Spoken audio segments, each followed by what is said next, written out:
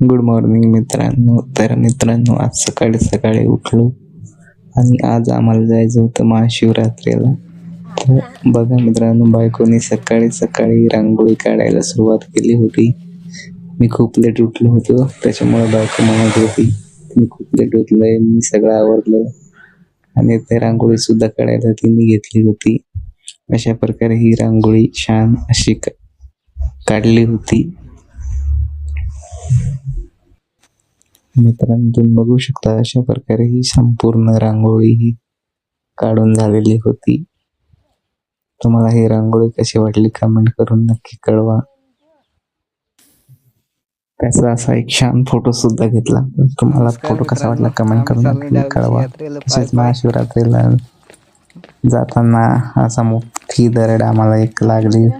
आमची गाडी पूर्ण खाली पर्यंत जात नसल्यामुळे आम्ही एका गावात गाडी ठेवली आणि तिथून पायी पायी खाली गेलो. आमचा दादा माझ्या खांद्यावर होता आणि त्याच्यानंतर दादूची नाहरी चालू आहे. आता आलो दावलेश्वरची यात्रेला.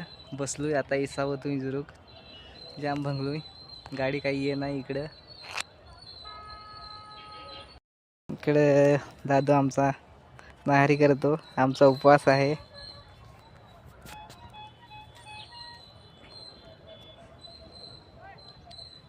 भाकर खाऊन गे रे.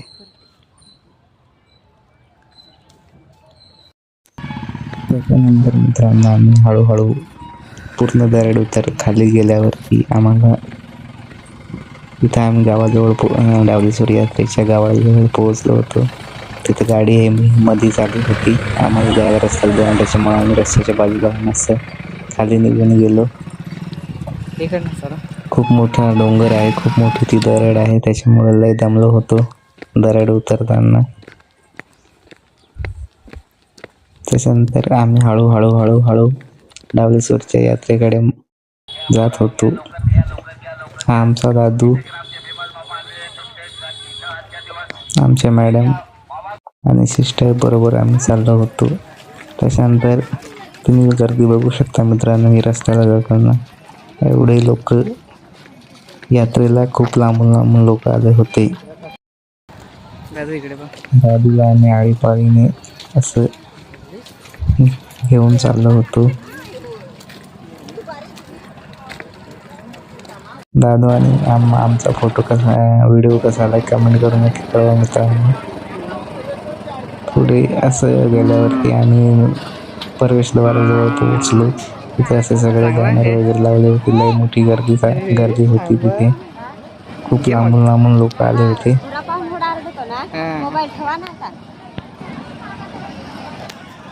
तुम्ही बघू शकता मित्रांनो, अशा प्रकारची खूप गर्दी तिथे यात्रेमध्ये होती. आणि इकडे बाजूला केळेवाले सुद्धा मोफत केळी वाटत होते. आम्ही इकडे केळी घेतल्यावर हळूहळू खाली चाललो होतो. इकडे वेगवेगळे फळ विक्रेते बसले होते. अजूनपर्यंत आम्ही मंदिराजवळ पोहोचलो नव्हतो, खालीच होतो. खाली पूर्णपणे उतरल्यावर आम्ही एका ठिकाणी उसाचा रस प्यायला थांबलो होतो आणि केळी सुद्धा घेतली होती. ती केळी खात होतो. लई भूक सुद्धा लागली होती, त्याच्यामुळे इथे केळी वगैरे खाली आणि परत खाली जायला सुरुवात केली.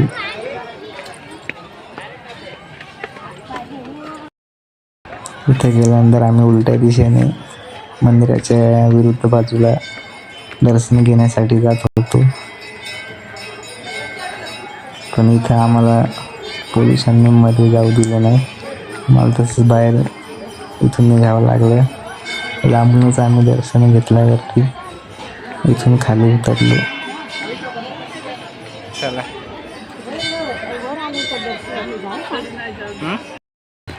खाली उतरल्यानंतर इथून हळूहळू असं खाली उतरलो. तिथूनच इकडे बघू शकता मित्रांनो किती मोठी गर्दी होती. आणि इकडे बाजूला प्रसाद बनवला जात होता. आणि हीच ती नदी आहे जिथे ती लांबून लोक आंघोळ करण्यासाठी येतात. ते याच नदीमध्ये आंघोळ करत असतात.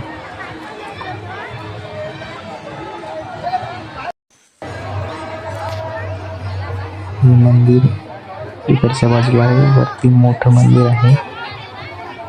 तुम्ही बघू शकता मित्रांनो, खूप म्हणजे खूप गर्दी या यात्रेमध्ये असते दरवर्षी. आणि इकडे हा खूप मोठा असा मारुतीरायाचा पुतळा उभारलेला आहे. इथं सुद्धा दर्शन घ्यायला रांग लागली होती, लय जास्त गर्दी होती. इकडे बघा.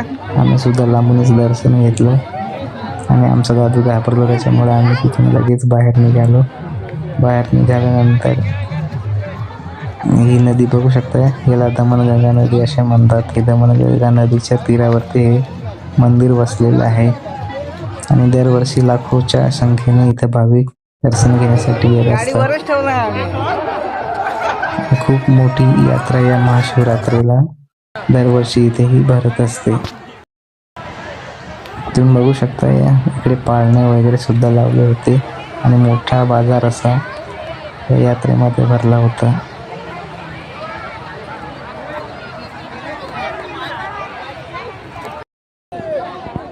पूर्ण बाजार इकडे फिरून झाल्यानंतर आम्ही सुद्धा एका ठिकाणी मस्त निवांत बसलो आणि त्याच्यानंतर आवरून झाल्यानंतर आमच्या दादाने एक छोटीशी गाडी घेतली. गाडी घेतल्यानंतर आम्ही परतीच्या प्रवासाला इकडे आम्ही बाहेर निघालो.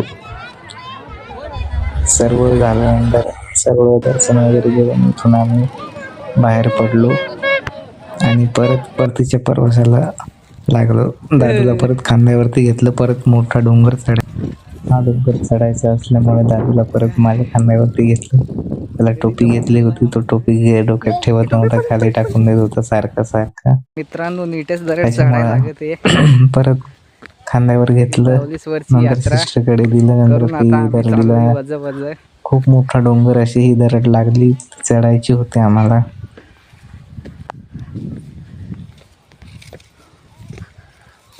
काही लोक परत या दरडीला खाली येत होते दर्शन घेण्यासाठी. आम्ही दर्शन घेऊन वरती जात होतो. मित्रांनो आता चढलो अर्ध्या दरडीला. खूप मोठी ही दरड आहे, त्याच्यामुळे लय दमलो होतो या दरडीला.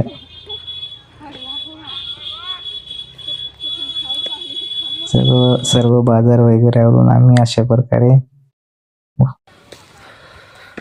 दरड चढून वरती आलो. मित्रांनो अशा प्रकारे सर्व यात्रा उरकून आम्ही घरी पोहोचलो. घरी पोहोचल्यानंतर वाटीत आहे तेवढा मी सोललाय. लसूण सोलायला सुरुवात केली भाजी बनवण्यासाठी. अशा प्रकारे आमची ही यात्रा पूर्णपणे फिरून संपन्न झाली. आमचा हा छोटासा व्लॉग तुम्हाला कसा वाटला मित्रांनो, कमेंट करून नक्की कळवा. आमचा हा छोटासा प्रयत्न आहे.